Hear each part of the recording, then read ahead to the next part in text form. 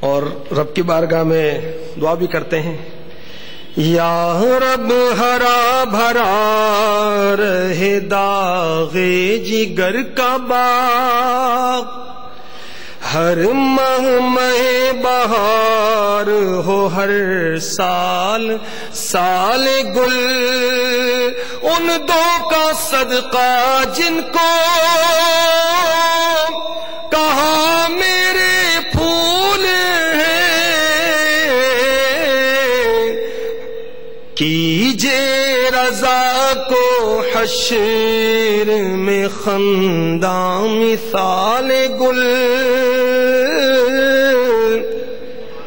ہمارے آقا نے حسنین کریمین کو فرمایا کہ میرے پھول ہیں، تو اعلی حضرت وہ بارگاہ رسالت میں عرض کر رہے ہیں، ان دو کا صدقہ جن کو کہا میرے پھول ہیں، کیجے رضا کو حشر میں خنداں مثال گل، کیجے رضا کو حشر میں خنداں مثال گل۔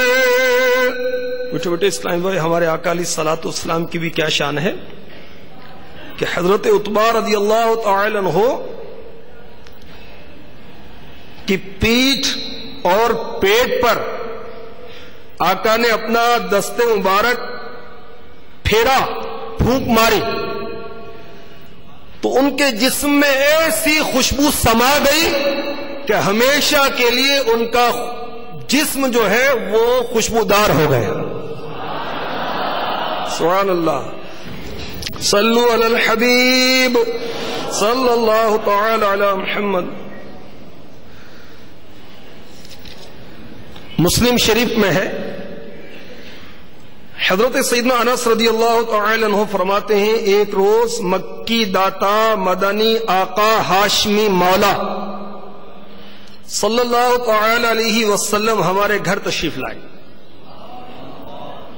اور دوپہر کے وقت قیلولہ فرمایا۔ آپ صلی اللہ تعالی علیہ وسلم کو آرام فرماتے وقت بہت پسینہ آیا کرتا تھا۔ میری والدہ ام سلیم رضی اللہ تعالی عنہا شیشی لے کر مدینے کے تاجور صلی اللہ علیہ وآلہ وسلم کا مبارک پسینہ جمع کرنے لگی۔ آقا کی آنکھ کھل گئی، اور ویسے بھی نبی کی آنکھ سوتی ہے، دل جاگتا ہے، اور اسی لیے نبی کا سونا ناقص وضو نہیں ہے۔ ہم سوئیں گے تو وضو ٹوٹ جاتا ہے نا، اور نبی سوتا ہے تو اس کا وضو نہیں جاتا۔ فرمایا ام سلیم رضی اللہ تعالی عنہ کیا کر رہی ہو؟ عرض کی یا رسول اللہ عز و جل وصلی اللہ تعالی علیہ وآلہ وسلم، آپ کا پسینہ مبارکہ جمع کر رہی ہوں تاکہ میں بطور خوشبو استعمال کروں، کیونکہ اس کی خوشبو سب سے زیادہ بہتر ہے۔ سبحان اللہ۔ دنیا کی کوئی خوشبو اسے راس نہ آئی، اور من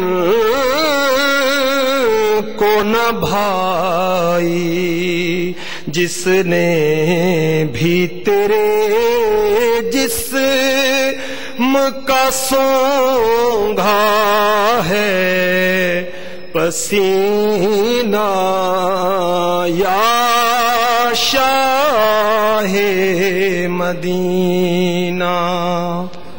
صلو علی الحبیب صلی اللہ تعالی علی محمد۔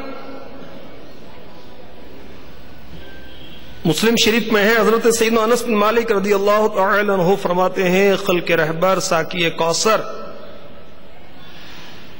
محبوب داور عز و جل و صلی اللہ تعالی علیہ وآلہ وسلم کو کثرت سے پسینہ آتا تھا. چہرے پر پسینہ آتا تو موتیوں کی طرح محسوس ہوتا، اور پسینے کی خوشبو مشک اور اظفر سے بھی زیادہ ہوتی. جب آپ صلی اللہ تعالی علیہ وسلم پر وحی نازل ہوتی تو اس کا ثقل یعنی بوجھ محسوس کرتے، اور پیشانی عرق آلود یعنی پسینہ پسینہ ہو جاتی، اور ایسا محسوس ہوتا گویا موتیوں کی لڑی ہے. شدید سردی میں بھی نزول وحی کے وقت آپ کی یہی کیفیت ہوتی.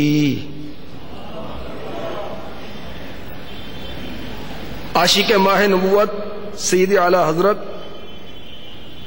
فرماتے ہیں ہدا کے بخشی شریف میں، وہ سرگرم شفاعت ہے عرق افشاں پیشانی. آقا اپنی امت کی شفاعت فرما رہے ہیں اور پیشانی پر پسینہ آیا ہوا ہے. وہ سرگرم شفاعت ہے، وہ سرگرم شفاعت ہے، وہ سرگرم شفاعت ہے عرق افشاں پیشانی. کرم کر عطل سندل کی زمین رحمت کی گھانی ہے. جہاں کی خاک روبی نے چمن آرا کیا تجھ کو، جہاں کی خاک روبی نے چمن آرا کیا تجھ کو. صبا ہم نے بھی ان گلیوں کی کچھ دن خاک چھانی ہے، صبا ہم نے بھی ان گلیوں کی کچھ دن خاک چھانی ہے. صلو علی الحبیب صلی اللہ تعالی علی محمد. نسیم الریاض میں ہے ام المؤمنین حضرت سیداتنا عائشہ صدیقہ طیبہ طاہرہ عابدہ زاہدہ عفیفہ رضی اللہ تعالی عنہا فرماتی ہیں، ایک دفعہ مدینے کے سلطان رحمت عالمیان صلی اللہ تعالی علیہ وسلم کی طرف دیکھا. آپ نال شریف گانٹھ رہے تھے. سبحان اللہ. تو آپ صلی اللہ تعالی علیہ وسلم کی مبارک پیشانی پر پسینہ اترا ہوا تھا جس سے نور نکل رہا تھا. عائشہ صدیقہ رضی اللہ تعالی عنہا فرماتی میں حیران رہ گئی. فرمایا حیران کیوں ہو گئی؟ عرض کی آپ کے پسینہ مبارک سے نور جھڑ رہا ہے. آب زر بنتا ہے آئس پر پسینہ نور کا، آب زر بنتا ہے آئس پر پسینہ نور کا. مصحف اعجاز پر چڑھتا ہے سونا نور کا. مصحف اعجاز پر چڑھتا ہے سونا. صلو علی الحبیب صلی اللہ تعالی علی محمد. مدارج النبوت میں ہے ہمارے آقا صلی اللہ تعالی علیہ وآلہ وسلم کا نہ صرف پسینہ مبارک خوشبودار تھا بلکہ آپ کے لعاب دہن اقدس یعنی تھوک مبارک میں بھی